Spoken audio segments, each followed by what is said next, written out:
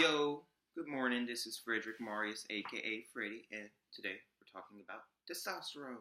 Yay. So, all the fun stuff with testosterone. However, I do want to have a not a warning or anything, but just to say that not everyone will be on testosterone for their transition. It's not always needed for their transition. I chose it to be part of my transition, but not every transgender person will take hormones for their transition process. So we need to also respect everyone's process and their decisions for not taking testosterone or taking testosterone as well. With that being said, let's get started. So, step number one, taking testosterone, you actually have to go to a therapist. So I've been doing therapy for almost 2 years before I started taking testosterone. A lot of that delay was in part going back to my coming out video. I was still going through things internally and also with my family, but I just started taking, wanted to really pursue taking testosterone. My therapist pretty much wrote a letter to the clinic that I was going to saying that I was ready to take testosterone as part of my transition. At that point, I went to the clinic, did blood tests, and was able to start testosterone. The importance of going through that route, because I do need to state that's also important. Be sure to go through that route, going to a medical professional route, just because one, the blood test lets you know where your blood levels are before and after testosterone. So if anything goes haywire, they will realize that they will point it out, and then also they will give you the proper amount of testosterone for your body. So pretty much I've been doing checkups for every 3 months to sort of see my blood levels, and then also to check my testosterone levels to see if everything's remaining stable, if I need to go up more, if I need to go down, things like that. And if you're not going through those proper routes, you might, not be getting the best resources and knowledge available. So while my journey taking testosterone, I actually did both injectable testosterones.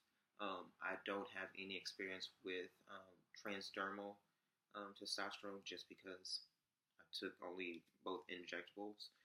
So I'm going to actually not cover that too much because that's not part of my experience, and I do want to leave that possibility open for someone else who actually does take gels or lotions or the patches to talk about their transition while doing that. I do know, however, that it typically does take longer for testosterone to really get in the system, but it is a way of, getting your testosterone in if you don't like needles. If you don't like needles, do the gels and the patches. I don't like needles, but I'm a little impatient, so I was like, I'm just gonna do it. And plus, my mom didn't raise no punk, so she pretty much instilled me that you're just gonna do it. With that being said, I have had actually two of the most popular options for testosterone within the United States. I first did the depot testosterone. It's this little vial here. I think if I could zoom it in a little bit. There we go. So we get the name right there. Typically it's called depot.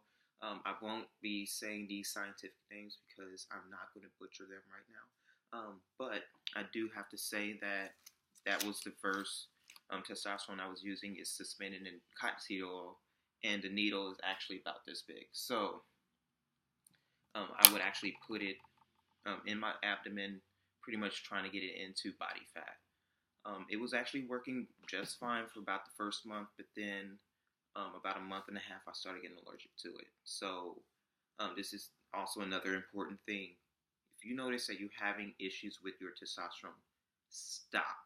If you have like an allergic reaction, it's making you do all sorts of stuff, don't do it. Be sure to call your, the nurse or the medical professional that's associated with the clinic so they can get you, on a different hormone, on a different testosterone, and change things up. Do not risk your life for this at all. So I stopped immediately, even though it was painful, because I know we don't want to stop taking testosterone, but it's worth it in the end. You don't want to have things go haywire and you're not using it anymore at all. Period. So I end up changing my testosterone. Now this one that I'm using, ethanate, I do believe it's called. This is the only one I can really say right. Right there is suspended in sesame seed oil. However, the difference between the two is that this one here, I have to inject myself with a nice longer needle.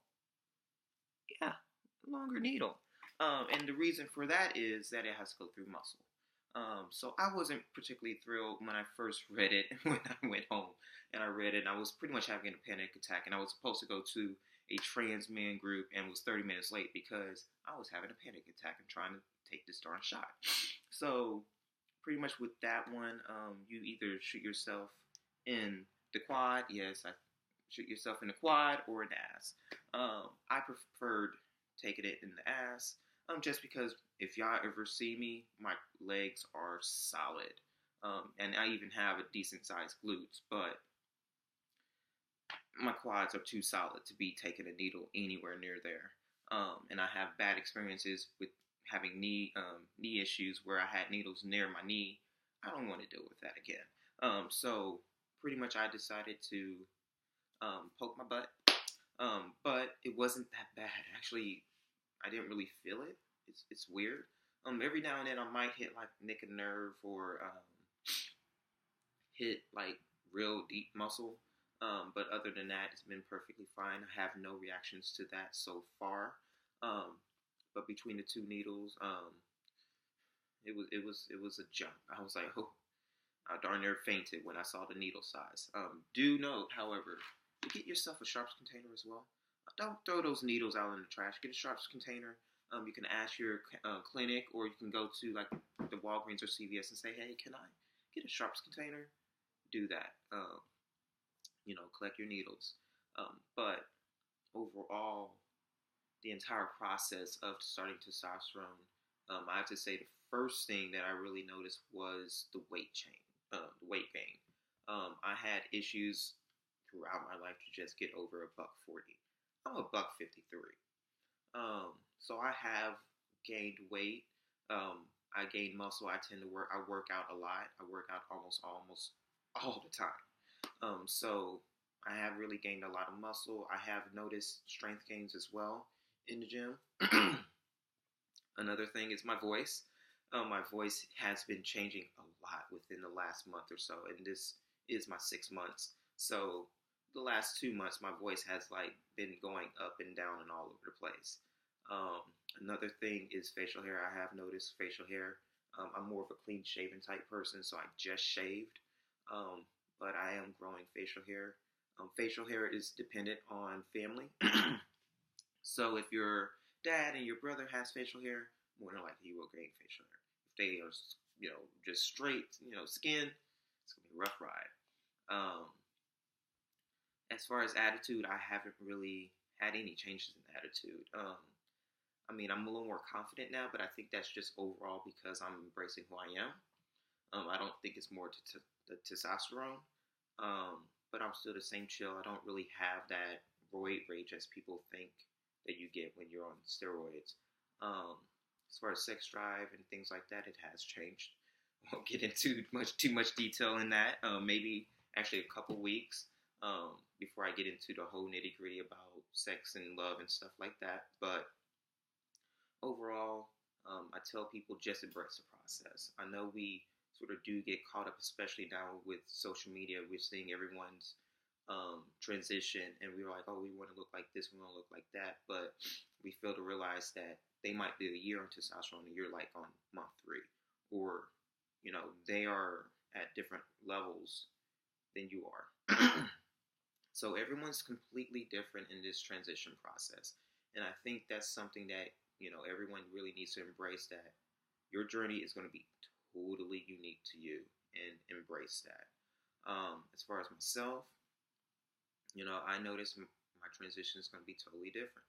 I have some people that I look somewhat similar as where they were in their 6 months, but as far as their wants, some of them want facial hair. I'm not a big proponent of facial hair. I barely want the hair on my head. This is the longest my hair has been on my head for a minute.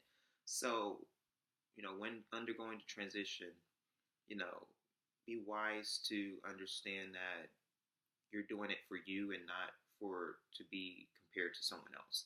Um, so don't compare yourself to others. Undertake the process as your own journey, as your own um, thing. This is yours. You get to do this once. Do it right. Be careful. Love yourself. Love the journey. Um, be sure to like and subscribe this video. Um, we'll have my links down below for my Instagram in the description box.